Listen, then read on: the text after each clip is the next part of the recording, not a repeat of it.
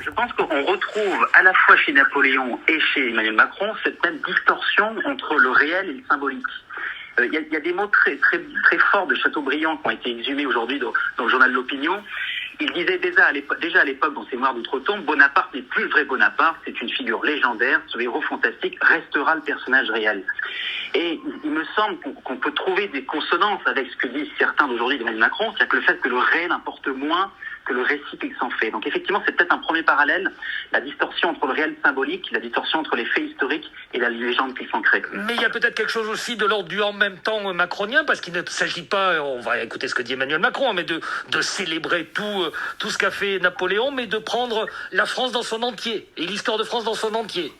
Ce qui est intéressant, c'est que depuis, immédiatement la mort de Napoléon, il y a un débat historique depuis le départ. Est-ce que c'est un propagateur de la Révolution, ou est-ce que c'est un tyran sanguinaire? Est-ce que, pour reprendre la formule d'Hegel, c'est l'esprit du monde à cheval, ou est-ce qu'au contraire, c'est plutôt Robespierre à cheval? C'était la formule de Madame de Staël. Et aujourd'hui, effectivement, il y a un débat politique où on voit bien qu'à droite, il y a une pression politique très forte qui voit dans la figure de l'empereur une espèce de dernier rempart d'une France menacée. C'est la formule de Jean-Dominique Merchet aujourd'hui. Et on voit même que Marine Le Pen regrette qu'il y ait une forme de commémoration rabais, dit-elle aujourd'hui. Alors qu'à gauche, effectivement, le débat est très vif, où on reproche à Napoléon, et à juste titre, d'avoir fait une régression vis-à-vis de la Révolution et vis-à-vis de l'idéal de l'abolition de l'esclavage. Et ce qui me semble tout à fait intéressant, c'est qu'il joue une nouvelle fois la stratégie du neutre. L'Élysée fait dire qu'il n'y aura ni hagiographie, ni déni, ni repentance. Effectivement, c'est une sorte de en même temps mémoriel où il essaye d'esquiver le conflit, d'esquiver les tensions de la société française. Je pense que c'est comme ça qu'il avait gagné en 2017. C'est en tout cas la thèse du livre dans le livre que j'ai rédigé sur la marque Macron. Et je crois que c'est exactement ce qu'il essaye de faire aujourd'hui en utilisant la figure de Napoléon. Et est-ce que ça répond aussi à ce fameux besoin d'autorité dont il y aurait tant besoin en France aujourd'hui, puisque vous êtes le parallèle entre la mémoire et l'aujourd'hui, évidemment?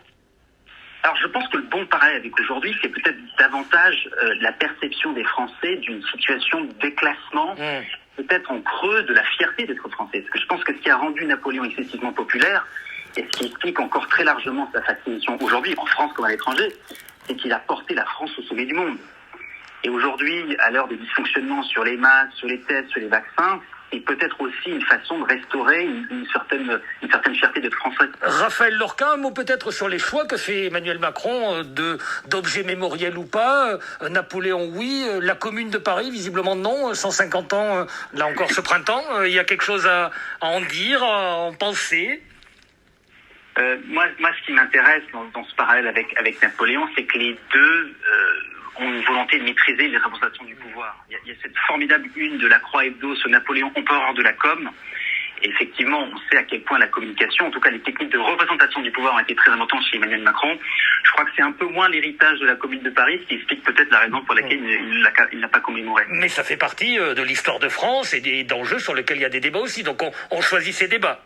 Bien sûr, c'est une stratégie politique où effectivement, depuis toujours, c'est aussi vieux que la politique, les stratégies de commémoration relèvent effectivement des messages ou des signes qu'on va envoyer dans l'opinion. Effectivement, il choisit Napoléon, il ne choisit pas la Commune.